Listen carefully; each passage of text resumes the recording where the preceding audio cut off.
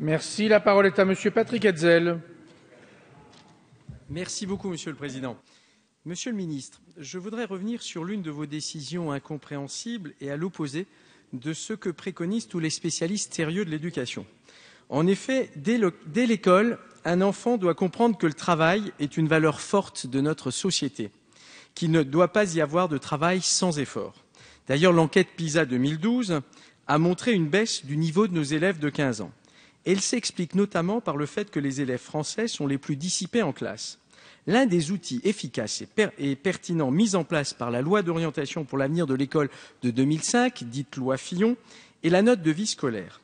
Elle évalue un savoir-être de l'élève au sein de l'établissement. C'est un levier important pour inciter tous les élèves à acquérir les compétences du socle commun de connaissances et de compétences, notamment les compétences sociales et civiques, l'autonomie et l'initiative, le goût de l'effort et le respect de l'autorité. De plus, supprimer cette mesure sans préciser comment pallier certaines dérives comportementales dans les établissements ne règle rien. C'est un très mauvais signal qui ne manquera pas d'encourager ceux de nos élèves qui se distinguent de manière négative dans nos établissements. De plus, en l'absence de mesures transitoires, puisque vous avez pris un décret le 14 janvier dernier, il y a 15 jours, la mesure devient d'application immédiate.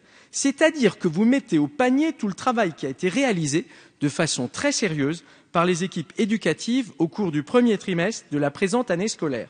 Quel mépris de la part d'un ministre pour les équipes éducatives et les principaux de collège, les familles et les élèves.